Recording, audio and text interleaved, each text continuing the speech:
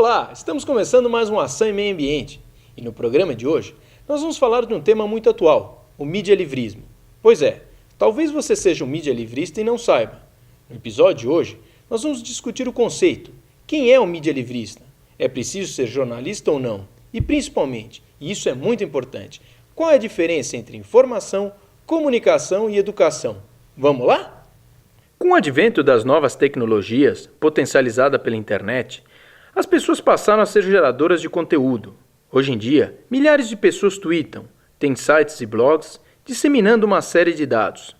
O que percebemos é que as pessoas querem ser participantes ativas do processo informacional, e o simples modelo unidirecional emissor-receptor mudou. Impensável hoje querer ignorar esta realidade, e a repercussão de alguns blogs e sites é notória, podendo mesmo se dizer que esta atuação causa impactos até na esfera internacional. O Ação e Meio Ambiente participou de um debate sobre mídia-livrismo junto ao Fórum Social Mundial em Belém do Pará e também conversou com professores e especialistas. Acompanhe. Nós fizemos um primeiro encontro no Rio de Janeiro, em junho de 2008. O primeiro Fórum de Mídia Livre que aconteceu nacional, brasileiro, aconteceu em junho e a gente tirou uma carta com algumas reivindicações. Ser mídia-livrista também é um ato de se reivindicar, de desejar ser mídia-livrista. Você não é só mídia-livrista, não existe um enquadramento social para mídia-livrismo. É um ato também de se reivindicar.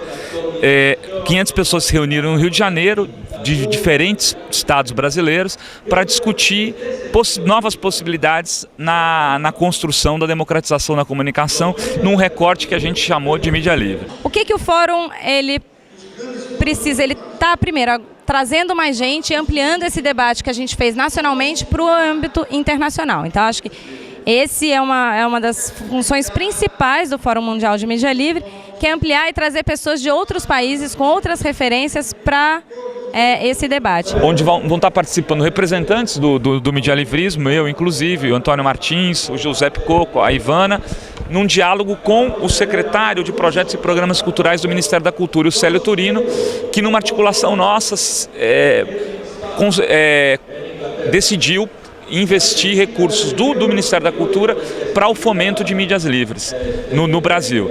Isso é algo que pode ser anunciado de forma como uma conquista do movimento, de certa forma até como um dos resultados da construção desse movimento, e vai beneficiar quem? Vai beneficiar o garoto que está fazendo um blog, entendeu? Por exemplo, sobre a Mata Atlântica em Ilhabela, e ele tem uma produção, ele pode se candidatar. Ao se candidatar, se vier a ser considerado um blog importante para a defesa do patrimônio público daquela região, para a defesa do espaço público, ele pode vir a ser beneficiado com 20, 40 ou 60 mil reais num ano para poder continuar realizando o seu trabalho.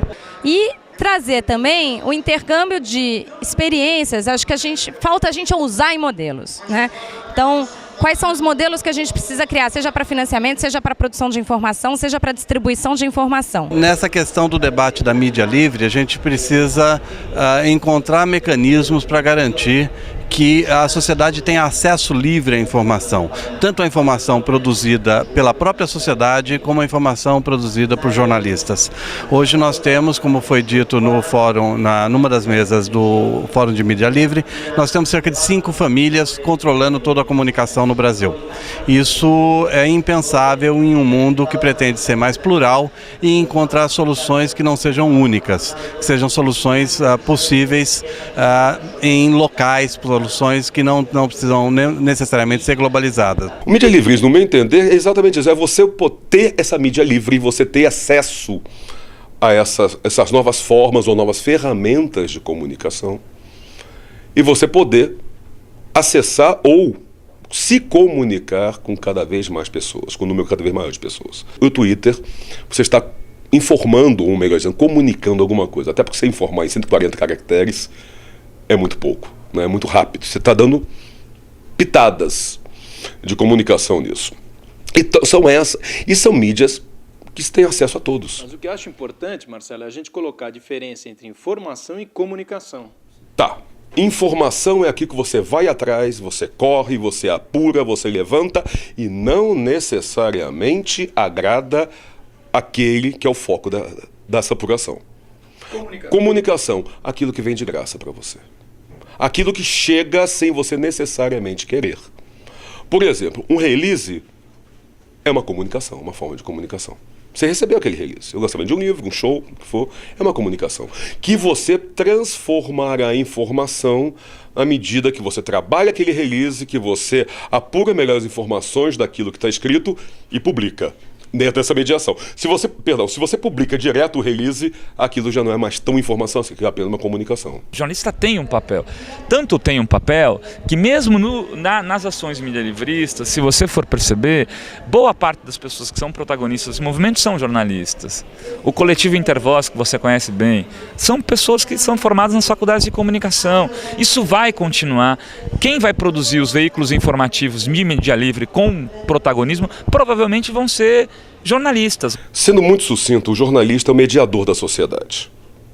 Tá? Antes de mais nada, o papel dele é esse. O que é isso?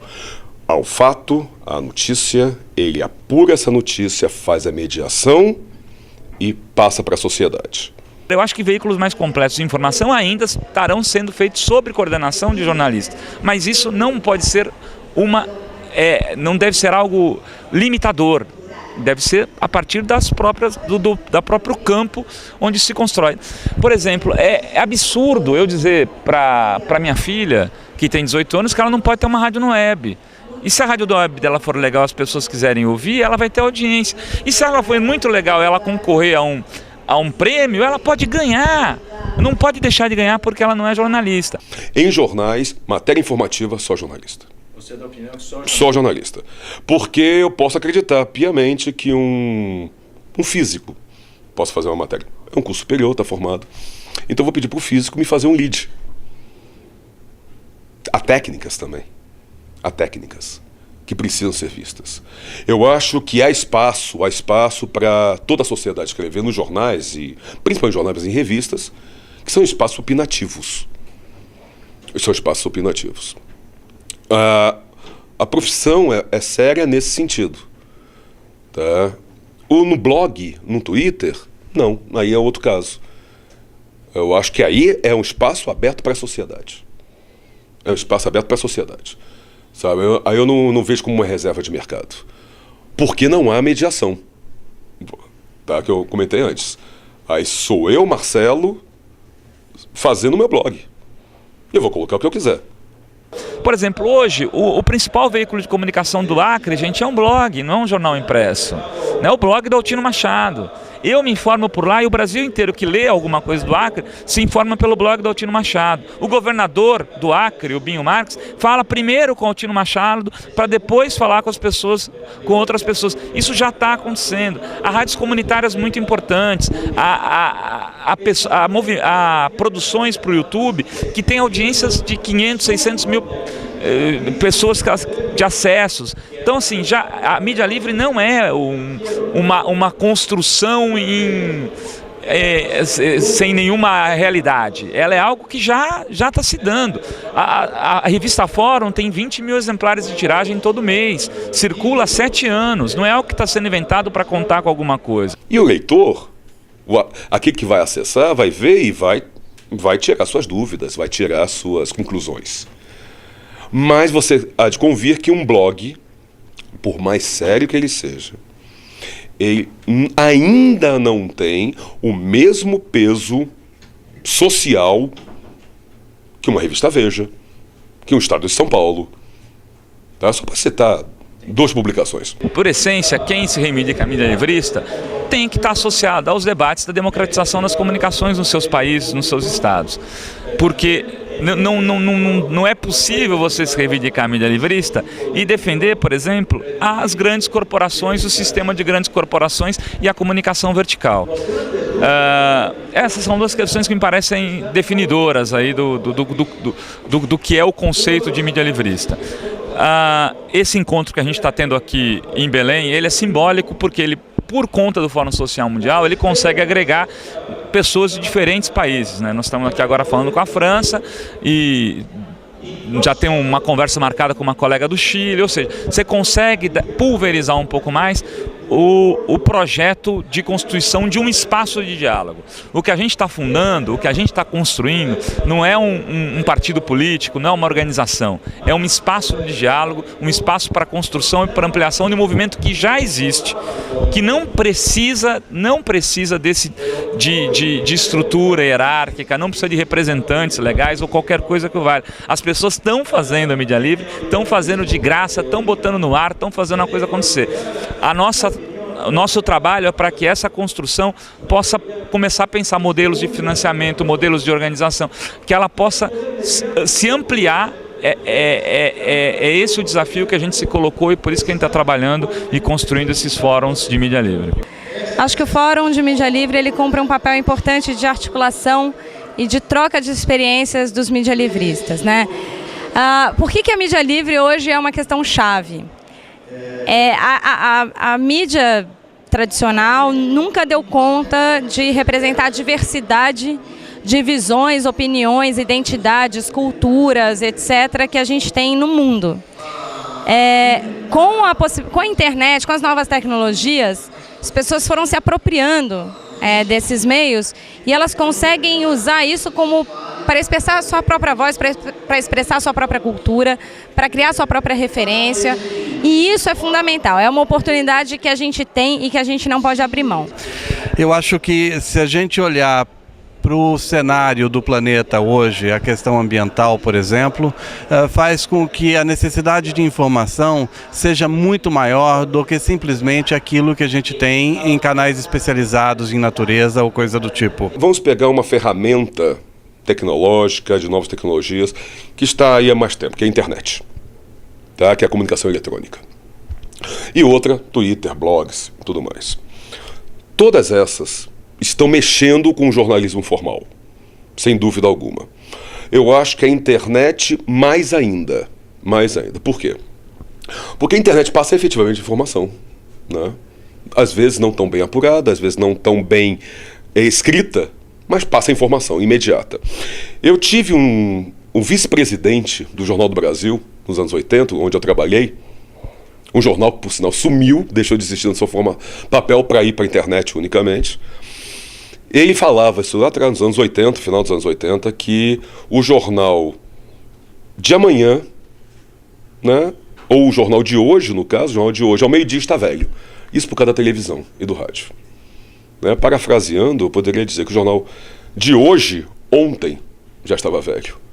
Por causa das mídias eletrônicas, por causa da internet. Você já viu tudo. A notícia, você já viu tudo. Na internet. Já sabe que os jornais no dia seguinte vão trazer. Hoje uma Folha de São Paulo, se não chegar até 7h30, 7 horas e 20 minutos na casa do assinante, ela é um produto que vai para o lixo, porque é a média de que nós saímos de casa. Se eu sair de casa sem levar o meu jornal ou ler o meu jornal, à noite é lixo, como foi dito aqui. Ao meio-dia já é ultrapassado. A menos uma grande matéria que me traga realmente informação, seja trabalhada aquela informação, né? Seja alguém fez o material, pensou, etc., e não simplesmente está relatando um fato. Então está forçando os jornais, se quiserem continuar existindo, no seu papel de comunicador, no seu papel de mediador, a não trazer mais apenas informação. Ele tem que trazer interpretação daquela notícia. Porque a notícia em si já foi dada pela internet, já foi dada pela televisão, já foi dada pelo rádio, já foi repercutida no Twitter, já foi repercutida no blog. Então ele tem que trazer uma interpretação, ele tem que trazer um algo a mais. A notícia pela notícia, eu já vi. No próximo bloco, vamos continuar nossa conversa sobre como as grandes empresas estão se posicionando frente ao medialivrismo.